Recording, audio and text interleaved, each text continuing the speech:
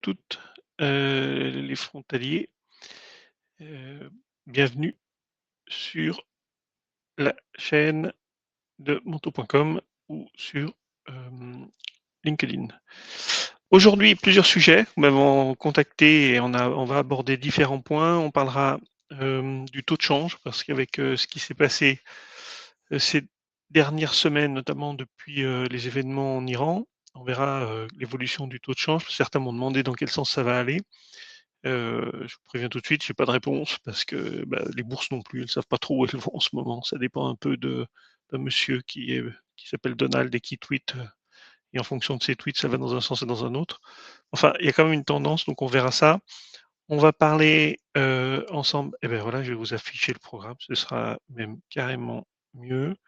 Le programme avec donc on parlera donc du taux de change, on parlera des déclarations d'impôts parce qu'on arrive bientôt, au moment des déclarations d'impôts françaises. Donc là, pour les frontaliers genevois qui ont fait les déclarations d'impôts de, demande de rectification ou taxation ordinaire ultérieure, c'est terminé, c'était le dernier jour aujourd'hui, et en Suisse, c'était le dernier jour, c'est le dernier jour, hein, donc c'est fini.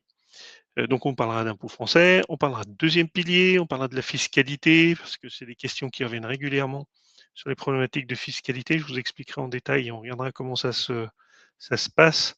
Euh, et puis on parlera d'immobilier avec deux points, deux sujets. Le premier, c'est un sujet qui est régulièrement abordé. Souvent, c'est est-ce qu'il faut garder notre appartement ou notre maison quand on achète un nouveau projet en disant on va le mettre en location? Ben, on verrait que c'est pas toujours très simple. Et puis on parlera du taux d'usure parce que ça c'est quelque chose qui revient dans l'actualité. Donc voilà.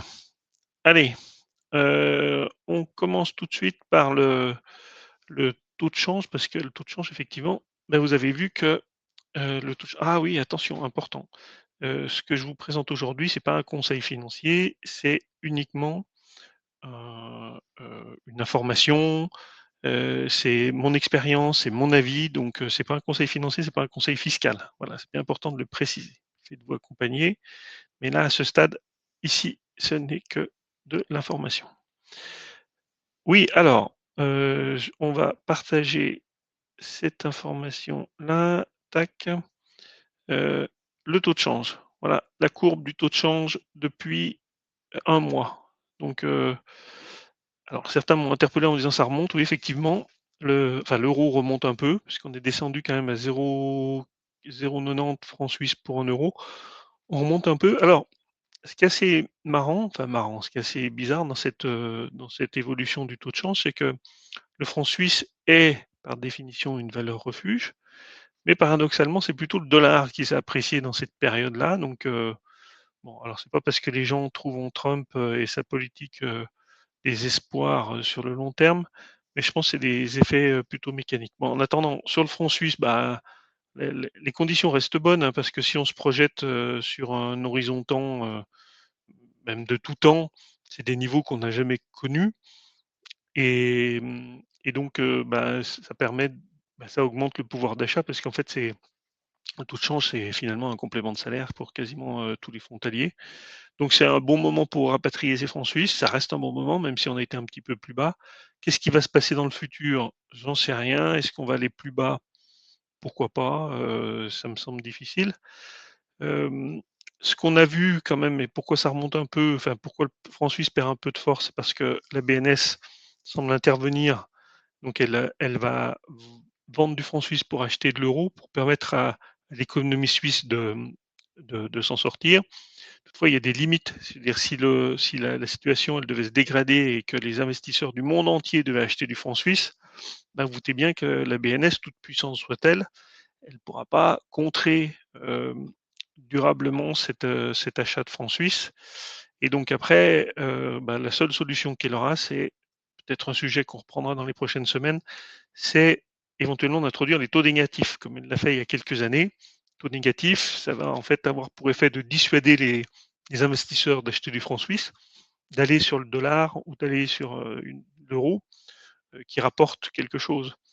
Voilà, donc bon, je dis pas que ça va se faire, mais c'est pas impossible. Alors, juste attention, c'est que la banque nationale suisse, elle peut pas trop faire ça parce qu'après, elle risque d'être blacklistée par les Américains au titre qu'elle manipule sa monnaie. Donc en fait, la marge de manœuvre, elle est un peu limitée entre j'achète de l'euro et je vends du franc suisse pour le faire baisser, et cette histoire de taux d'intérêt négatif. Voilà. N'hésitez pas, hein, si vous avez des questions, des commentaires, vous pourrez les noter là maintenant dans le live ou après sur les vidéos qui seront diffusées.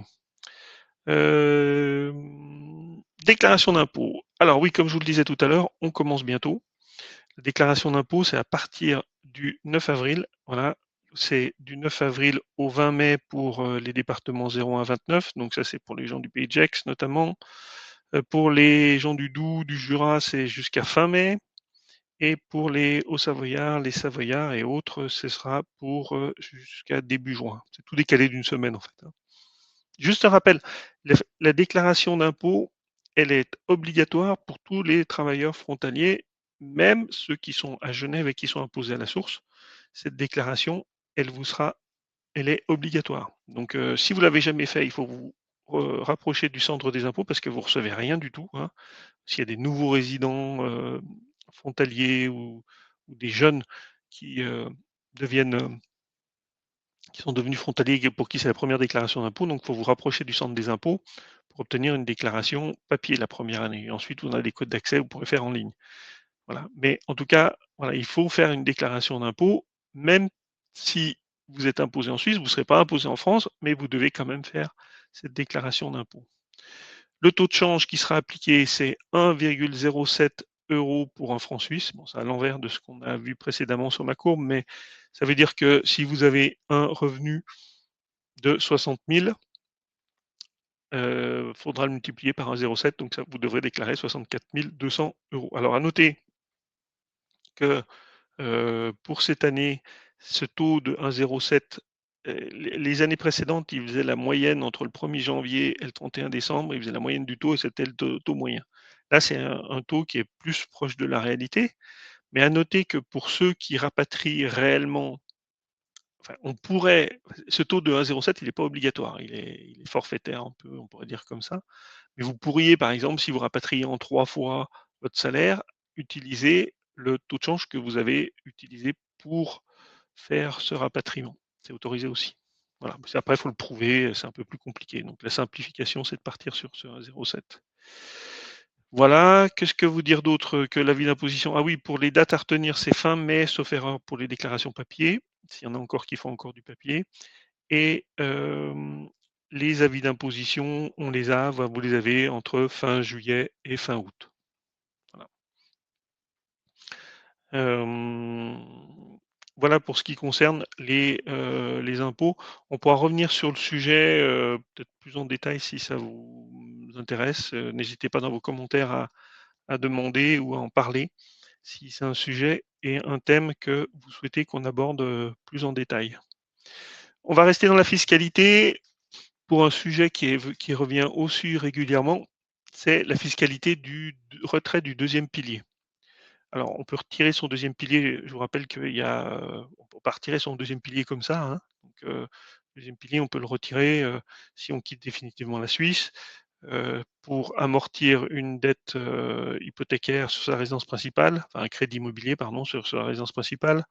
On peut le retirer pour acheter sa résidence principale. On peut le retirer si on devient indépendant. Donc, c'est pas créer une SARL, mais c'est bien être indépendant. Et on peut le retirer en cas d'invalidité, etc. Donc, il y a uniquement ces 5 motifs. Et dans ce cadre-là, je voudrais vous montrer, revenir vers vous, là, puisque j'ai eu des questions qui reviennent régulièrement sur le sujet, sur la fiscalité. Alors, en fait, ça se passe en plusieurs temps. Alors, ici, je vous donne un éclairage un peu simplifié. Il se peut qu'il y ait des situations un peu plus complexes. Donc on pourra en reparler aussi, hein, mais vous pourrez prendre contact et on fixera un rendez-vous. Mais donc le deuxième pilier, quand vous retirez votre deuxième pilier, vous allez être imposé à la source entre 4 et 10% par la Suisse. D'accord? Et c'est 4 à 10% du capital. Et ça varie en fonction du canton du siège de la caisse de pension et du montant. Et donc ça, c'est prélevé directement par la source par les Suisses. Et ensuite, vous, si vous êtes frontalier, vous devez le déclarer. Donc ça veut dire que si vous retirez maintenant votre deuxième pilier pour acheter un bien immobilier ou parce que vous partez à la retraite, ça veut dire qu'il faudra le déclarer au mois de la déclaration de N+1, c'est-à-dire en 2027. Donc au mois d'avril-mai, comme maintenant, enfin, comme la période qu'on traverse. Donc je vous ai donné les lignes, là c'est les 1 AT, 1 BT. Et vous serez taxé sur ce capital à hauteur de 7,5 après un abattement de 10%, soit 6,75. Voilà, donc 6,75 sur cette somme.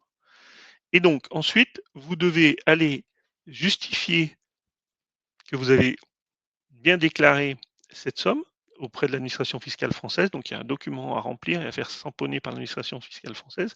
Et vous retournez aux impôts en Suisse pour qu'ils vous restituent les 4 ou 10% qu'on vous a prélevés à l'époque. Et donc ça, ce délai-là, il est de 3 ans. Donc vous avez 3 ans pour faire le nécessaire pour récupérer l'impôt à la source qui vous a été prélevé. Donc n'oubliez pas parce que ça peut représenter un peu de sous. Hein, donc voilà.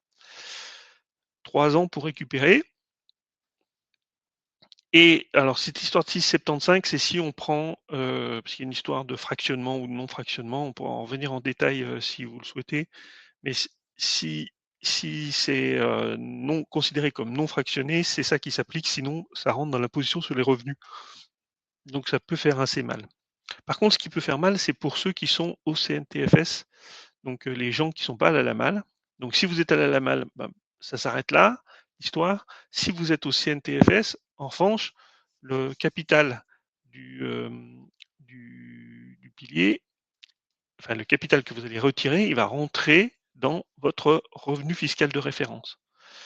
Et comme la CNTFS, elle calcule 8% du revenu fiscal de référence, eh ben, vous allez prendre, alors là ça va décaler à N+2 par rapport à la sortie au retrait.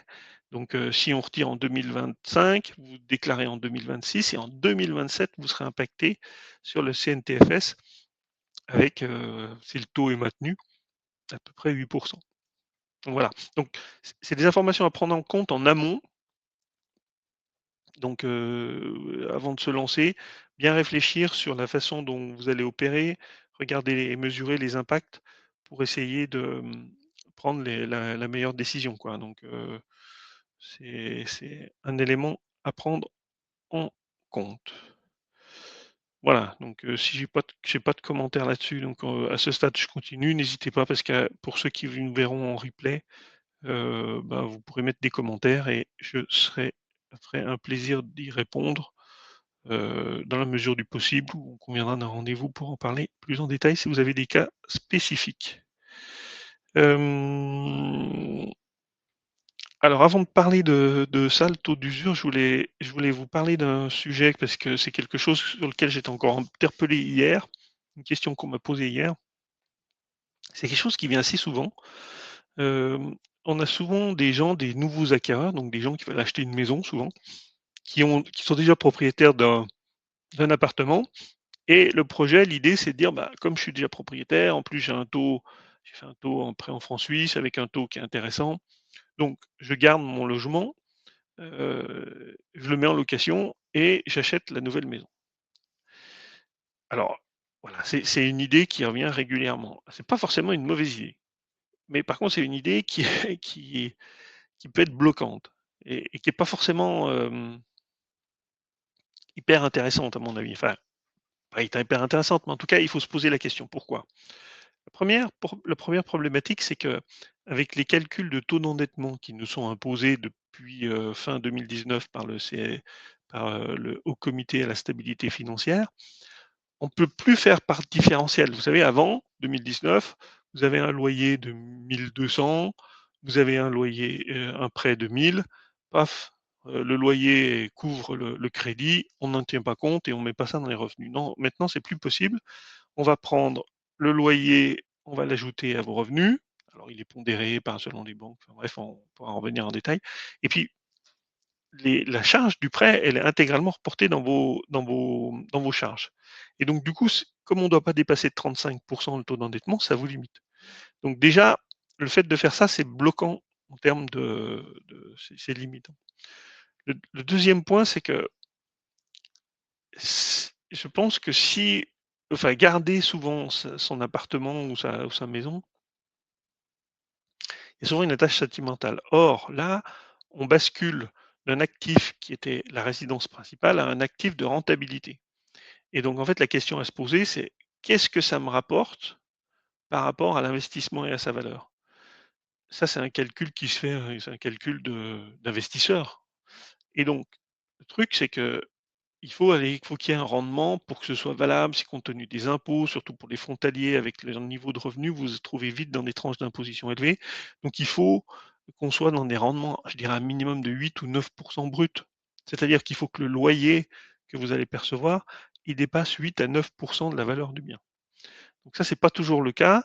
En plus, suivant la taille de bien, si c'est des biens où vous avez un T3 ou un T4 qui sont destinés à des familles avec des loyers à 1500, 1800, le truc, c'est que c'est dangereux parce que si vous avez des défaillances du locataire, bah, vous vous retrouvez avec votre crédit plus la défaillance du locataire. Donc des fois, je pense que l'idée, une fois de plus, c'est pas un conseil, mais c'est juste mon avis, il faut s'interroger. Je vous invite à vous interroger et on pourra en parler ceux qui sont intéressés, de dire je vends, j'encaisse ma plus-value parce que mon bien s'est valorisé. Cette plus-value, elle est exonérée d'impôts, donc pas de taxes là-dessus. Donc tout va bien. J'achète mon nouveau logement, donc j'augmente ma capacité d'emprunt, j'ai plus d'apports, etc. Et éventuellement, je réinvestis dans l'immobilier, si c'est votre souhait d'investir dans l'immobilier, pourquoi pas, de réinvestir dans l'immobilier, mais sur des objets de plus petite taille, éventuellement un, deux ou trois, de telle sorte à diluer le risque d'avoir, si jamais vous avez une défaillance ou une vacance, et que vous avez un prêt de 800 ou de 500 euros par mois, c'est pas la même chose que de supporter une seule mensualité à 1800 ou 2000 euros si le locataire paye pas. Voilà, voilà, c'était un petit peu le sujet que je voulais évoquer avec vous aujourd'hui suite à une discussion que j'ai eue encore hier avec des gens qui voulaient mener à bien un projet immobilier. Euh, une thématique qui arrive là, qui nous tombe un peu dessus, ou qui nous revient à la figure après 2023, c'est le taux d'usure. Voilà. Alors le taux d'usure, qu'est-ce que c'est? Alors là, on parle de crédit immobilier. Le taux d'usure, c'est le taux maximum auquel une banque elle peut accorder un crédit. En fait, l'idée du taux d'usure, c'est de protéger les emprunteurs contre des taux usuriers, des taux qui seraient à 18%, à 12%, enfin je ne sais. Et donc ce plafond, il est calculé comment? Ce taux d'usure, il est calculé sur le taux moyen, le taux effectif moyen des 3 derniers mois, plus un tiers, plus 33%. Voilà. Et on va le comparer au TAEG. Donc c'est le taux annuel effectif global qui est calculé dans un crédit et qui tient compte des intérêts, des frais de dossier, des frais de garantie et des assurances. Et ce TAEG, il ne doit pas dépasser le taux d'usure. Et le problème qu'on commence à rencontrer, parce que les taux d'intérêt sont en train de remonter, c'est que ça fait un effet un peu de ciseau. C'est-à-dire qu'on a d'un côté des taux d'intérêt, enfin le taux moyen, il est calculé sur les 3 derniers mois avec un taux d'intérêt qui était plutôt en direction de la baisse. Et là, en ce moment, on repart un peu à la hausse. Et c'est embêtant parce qu'on peut se retrouver au-dessus, quand on tient compte de tous ces paramètres, on risque de se retrouver au-dessus, notamment pour les gens les plus âgés. Alors quand je dis les gens les plus âgés, bon, je veux faire fâcher personne, mais je ne parle pas des gens de 72 ans. Je passe aux gens qui ont 45, 50 ans, qui veulent emprunter. La problématique, c'est que les assurances coûtent plus cher que pour quelqu'un qui a 25 ou 30 ans. Et donc, du coup, à taux de base identique, donc le taux du prêt identique, on se retrouve avec un TAEG qui est beaucoup plus élevé pour quelqu'un qui a 45 ans que pour quelqu'un qui en a 25. Et ça peut mettre le dossier en danger parce que le banquier, c'est pas une question de volonté, de critères économiques, de capacité, de je ne sais, mais c'est, le banquier il pourra pas, il n'a pas le droit, donc ça va bloquer. Voilà, donc en fait, il faut en amont de votre dossier, c'est, vérifier si vous n'êtes pas dans ce cas de figure, pardon, et puis, heu, anticiper. Et aussi, ce qu'on peut faire aussi, c'est regarder pour, les assurances. Alors, c'est l'assurance obligatoire qui rentre là-dedans. Donc il faut aussi, regarder, comment on organise un petit peu tout ça, donc il faut anticiper. Le risque, il pour le moment, n'est encore pas trop touché, mais ça pointe le bout de son nez, hein, parce que là, sur, le mois de mars, les emprunts d'État ont augmenté de manière spectaculaire avec, la crise en Iran notamment. Les banques nous annoncent des hausses de taux. Bon, pour le moment, elles sont modérées, hein, c'est 0,05 pardon, 0,10. Donc pour le moment, ça reste raisonnable, mais si ça continue, c'est quelque chose auquel il faut faire attention, surtout sur les personnes qui ont, un âge un peu plus avancé. Voilà, voilà et voilà, donc si j'ai me semble qu'on arrive au bout de l'histoire. Hem, Si vous avez d'autres questions, n'hésitez pas. On se retrouve, mardi prochain à 12h15 en live, pour toujours la hotline, des frontaliers. Donc n'hésitez pas d'ici là à m'envoyer vos questions. S'il y a des points spécifiques que vous voulez qu'on creuse, on pourra les aborder aussi, soit dans des vidéos, soit en rendez-vous. Voilà, à très bientôt. J'espère avoir répondu à vos questions. Merci et comme on dit chez nous, Arvi, les frontaliers. Allez, ciao.